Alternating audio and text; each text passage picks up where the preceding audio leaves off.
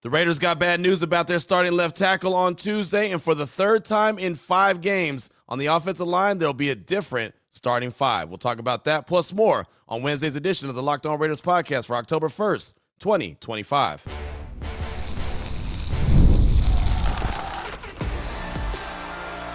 You are Locked On Raiders, your daily Las Vegas Raiders podcast, part of the Locked On Podcast Network, your team every day. And welcome in, Raider Nation, to another edition of the Locked On Raiders podcast. Thank you so much for making the show your first listen of the day. We definitely appreciate you. If you're catching the show wherever you find your favorite podcast, or you're checking us out by way of the YouTube page, we appreciate both. Show grows each and every day because of your support and the great job that my man Ari does behind the scenes, making sure we look good and sound good each and every day. We definitely shout him out. We appreciate him. You can find him on Twitter at Ari Produces. You can hit me up as well at your boy Q254. And if you want to be a part of the show, as many of you do, we got the Locked On Raider podcast voicemail line for you, 707-654-4693. Of course, we'll hear from you in segment number 3, calls, texts, all your great feedback. We'll close out the show hearing from you. Segment number 2.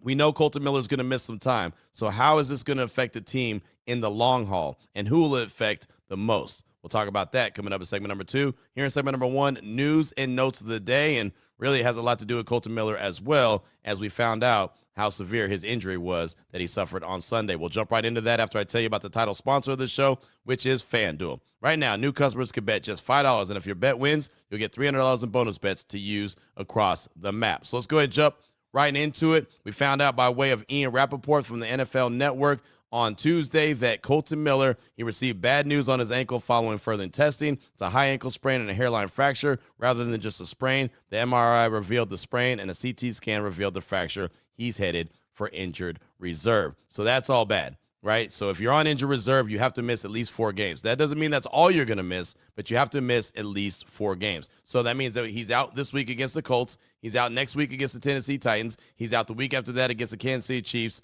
Then they got the bye week. Then they come out of the bye week with the Jacksonville Jaguars. He's out of all those games at least. There's no coming back until that Denver game. And the Denver game after the Jacksonville game, if you remember, if you're looking at the schedule, it's on a short week. So what's the chances that he's going to come back on a short week as well? Again, most likely he's going to miss a good 5 to 6 weeks, maybe even a little bit more with the high ankle sprain and the hairline fracture. Not good news for the Silver and Black. So in a corresponding move, once the Raiders placed tackle Colton Miller on injured reserve, they sent out the notice that they signed tight end Carter Runyon, who was on the practice squad. They signed him to the active squad, and then they also signed free agent tackle Leroy Watson IV to the practice squad. Watson has been a third-year tackle, joins the Raiders after spending 2024 with the Titans and the Minnesota Vikings. Watson was traded to Tennessee from the Browns in the offseason and started in 4 games at right tackle with the Titans before finishing the season on the Vikings practice squad. So you know what it is in the NFL. It's next man up, but it's a big blow for the Raiders in that offensive line that's looking for continuity. They had the starting 5 week 1. They didn't have the starting 5 week 2 and week 3. Week 4 they did. They had a really good performance on the ground. It started to come together. It started to look like they were going to be, a better unit and they could start to grow together. And now he's going to be out. Colton Miller is going to be out for at least 4 games. So, again, I know I played this sound on Tuesday's show, but Kirk Morrison joined my radio show on Tuesday to talk about the game, and I asked him about Colton Miller if he was going to go down. What was that going to be like for the Silver and Black? I mean, the Chargers, they're down Rashawn Slater and Joe Alt. This is the NFL, man. Next man up. You don't cry about it. Next man up. That's just the way this league is. Oh, next guy. Hey, I love Colton. I want Colton to be out there, but in this league, you can't cry about it. You got to, next man up.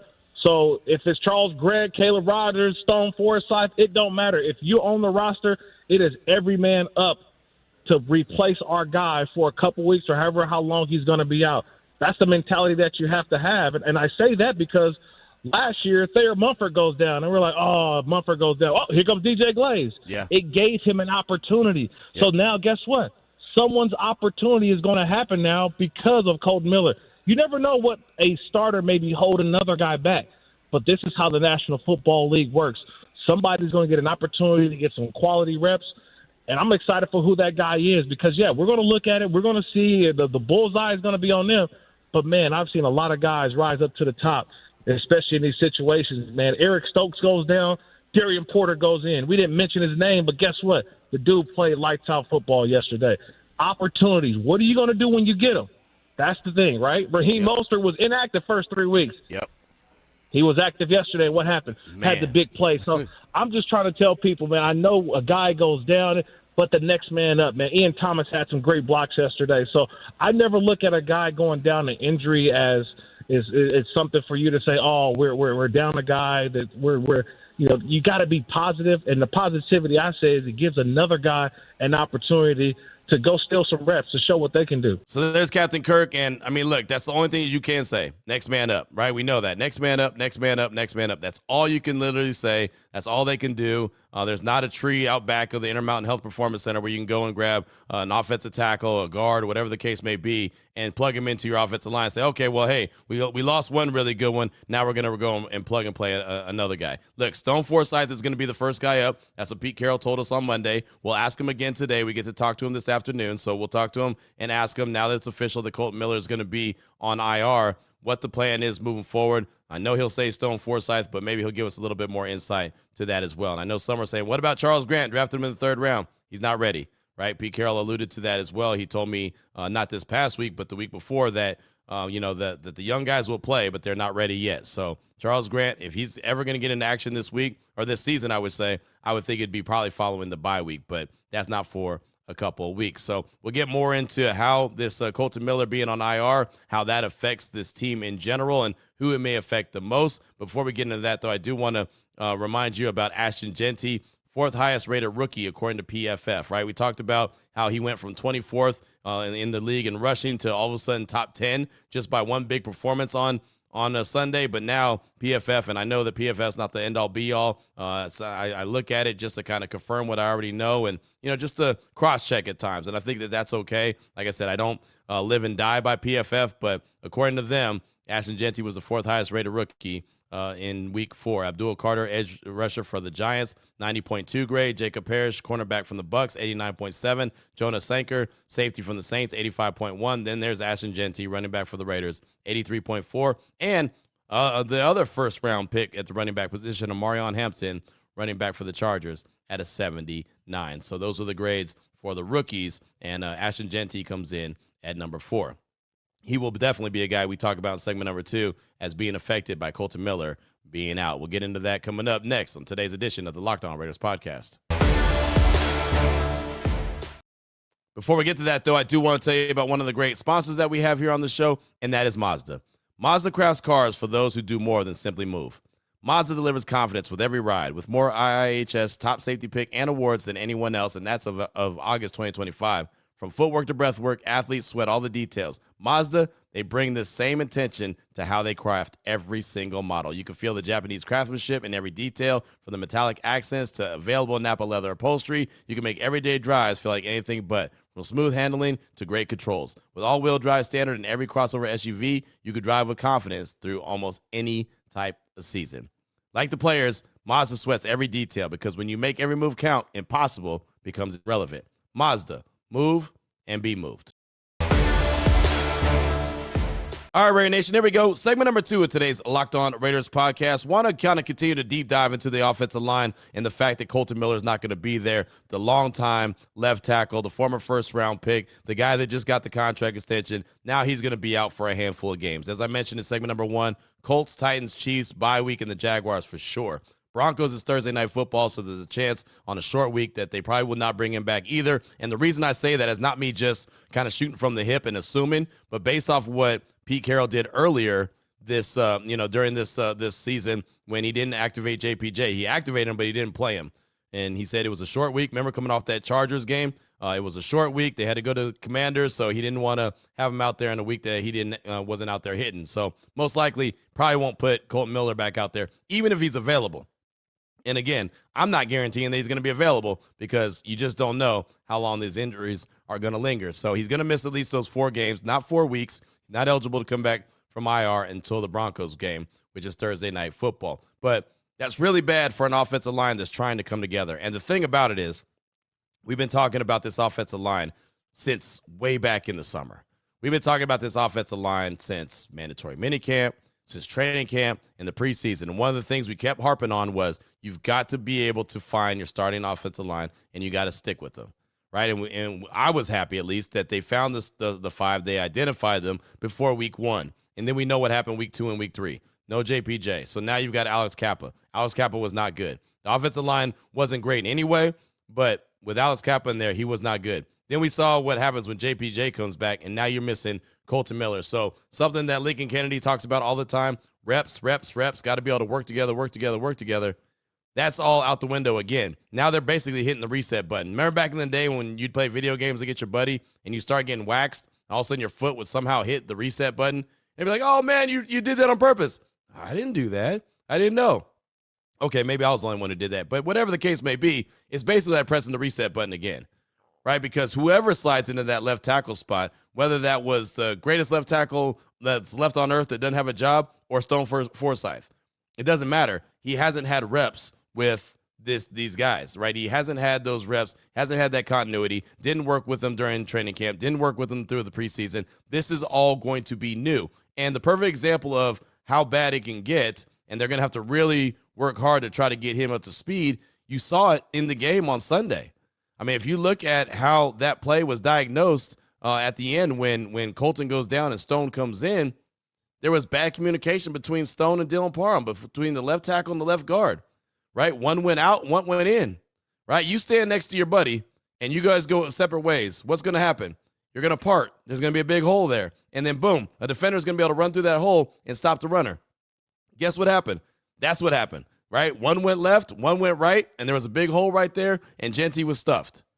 So that's just a perfect example. It's not even just the physical play, but the communication, right? Knowing how to communicate without even saying a word. And it was funny. Lincoln was on my radio show on Tuesday, and he said something that was great. He said, Q, we've worked together long enough, especially when we're in the same room, but if I could see you, I know exactly when you're going to talk, when you're not going to talk, when you got something to say, when whatever, something's going on. Like I could tell by looking at you because we worked together long enough. It's the same thing for the offensive line. These guys have to work together long enough where they know what they're doing, right? I say it all the time, one band, one sound, all rowing in the same direction. They're not going to be rowing in the same direction. They're just getting their running game going. We just saw Ashton Genty have a heck of a game. We saw Raheem Mostert have a heck of a game as well. The Raiders ran for 200-plus yards against the Chicago Bears. And I'm not saying that they're going to do that every single week. They're not. But we also know that that's probably going to be the identity of this team, or at least what Pete Carroll wants, is a team that runs the rock like what you saw on Sunday. Well, guess how that's not going to happen?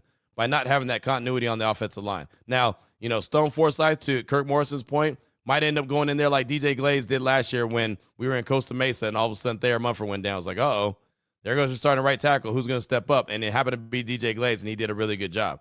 That could happen. I don't know if it will or not, right? We have to wait and see. But at least when that happened with Thayer Munford and DJ Glaze, it happened in training camp.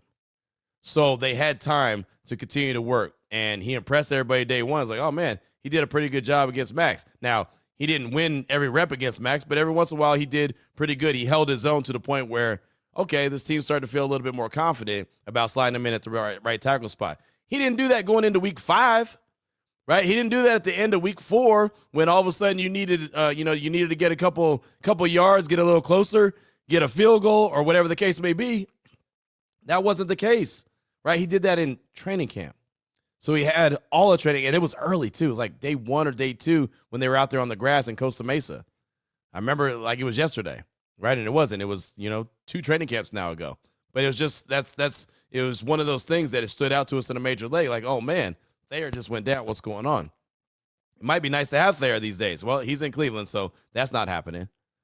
But the Raiders are going to have to figure out something. And I wouldn't be surprised and shocked at all if they find, a guy that's out there on the open market that they try to bring in at least for depth, because at this stage of the game, they're going to need it. Again, I mentioned Charles Grant in segment number 1.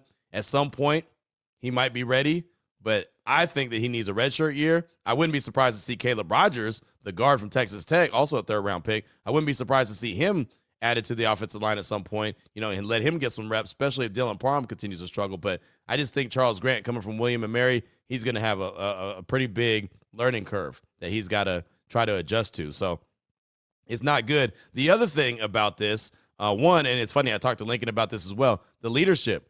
Who's your leader on the offensive line now? Colton Miller was that guy.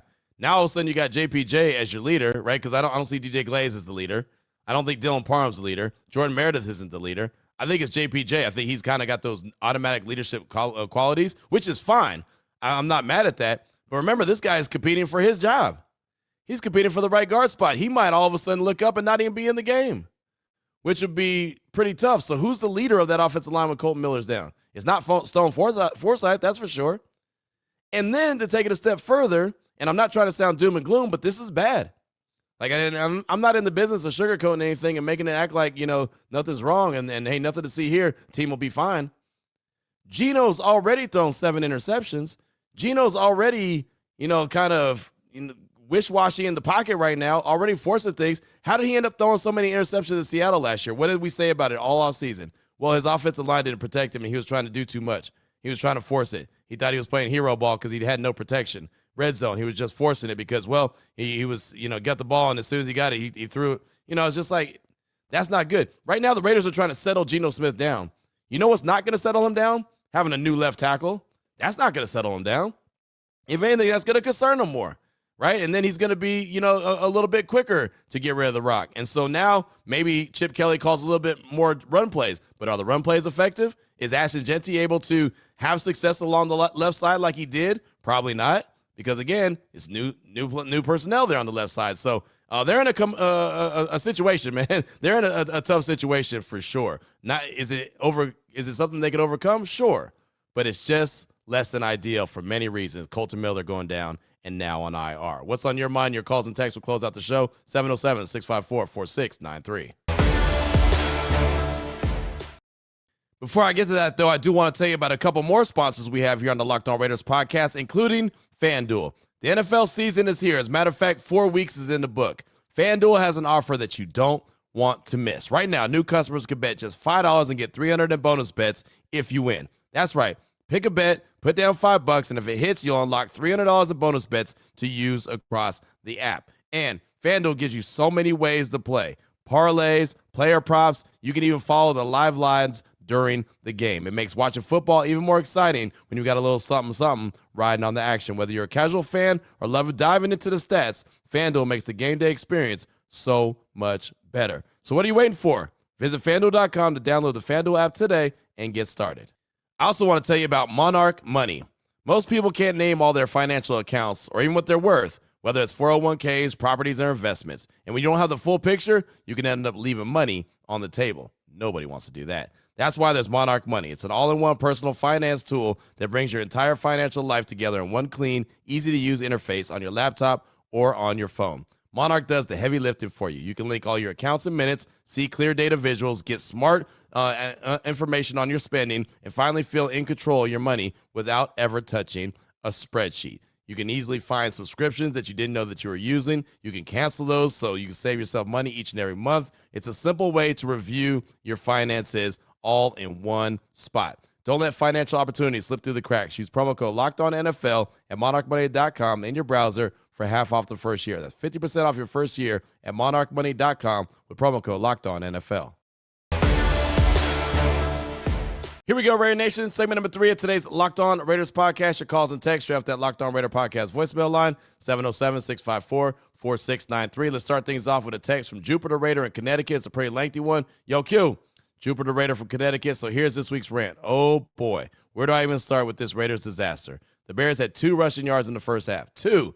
That's not on offense. That's a typo. And yet, somehow, they still walked off the field celebrating like they just won the Super Bowl, while we're left wondering if Carlson has been cursed by some ancient Vegas blackjack dealer. We had our rookie Ashton Genty channeling his inner Bo Jackson with 3 touchdowns. That's right, Bo freaking Jackson. And what do we do with this miracle performance? We sprinkled it with 4 turnovers, a couple of here-you-go Chicago interceptions, and just enough red zone incompetence to make Bears fans believe that they had an actual offense.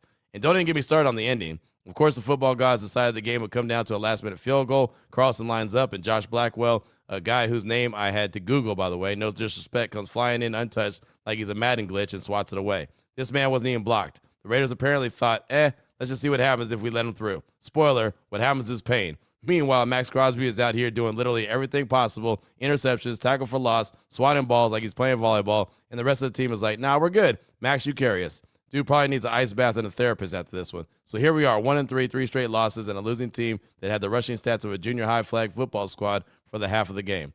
The Bears hit their 800th win in their history, while the Raiders, well, we hit rock bottom again. Well, until next week, champs, Raider Nation for life. Raiders. That's from Jupiter Raider in Connecticut. I told you it was a long one. I don't even know if there's anything I need to say on that one. Don't even know if there's anything I need to say. I think he summed it up right there. Clearly, you can hear the frustration in the text, so I'll just go ahead and leave it there. Thanks for the text, so I do appreciate you. Up next, got a call from Chase. He's calling to do a little check-in with me and Raider Nation. It's a quick one from Chase. Hey, Q, it's your boy, Chinks. I'm a big Raiders fan since 2008. I just want to let you know, go Raiders, black and silver. I'm heartbroken about the other day's game about the Bears, but I'm staying faithful. I feel like we're going to turn it around. I hope we do. Chase, thanks for the call. Appreciate you. I like the positive energy, man. Longtime fan, positive energy. Nothing wrong with that. Appreciate it. Up next, we got a text from Mike in Buffalo. Hey, Q, thanks for all that you do. Mike from Buffalo here. I'll admit I'm a glass half full guy, so maybe I'm wrong. I think the Raiders are trending in the right direction. As fans, we have to remember what this staff and GM inherited, a 3-14 team with Brock Bowers, Maxx Crosby, and others. Some of the others are great, but not on their level. The regime had added a minimum Genti. Us fans need to give them some time to get the ship on the right course. I know we've waited for a long time for a consistently good team, but we need to give this group a chance. Raiders, it's Mike in Buffalo. And, yeah, the team was, 4-13 in 2024. But I get your point, right? I mean, it just wasn't a very good team. That's why I was very adamant during the summer. I was very adamant when the schedule dropped and said, look, if they get to 8 wins, that's a hell of a first year for Pete Carroll, doubling what they did last year. And I still say that. If they find a way to double what they did last year, that's great. Now, again, I had them winning 4 games by the time they hit the bye week. Probably doesn't look like they're going to do that unless they go on a 3-game winning streak. So there's that. But they still have plenty of games left. Obviously, they've only played 4 games. Still got 13 left to go. There's plenty of wins that could be on their schedule, but they've got to go out there and earn them. Not be given them. They've got to earn them. They missed a big opportunity against the Chicago Bears. But thanks for the text. Definitely appreciate you. All right, next up we got a text from Raider Osh. He's calling in to give his thoughts on the Raiders' identity, a conversation that we had on Tuesday's show. Here's Raider Osh. Hi, this is Raider Osh, like ocean without the N. I've been a Raider fan since 1967 when I turned 7. Used to have to wait for the paper to come out the next day to find out if the Raiders won. Never really got to watch them on TV.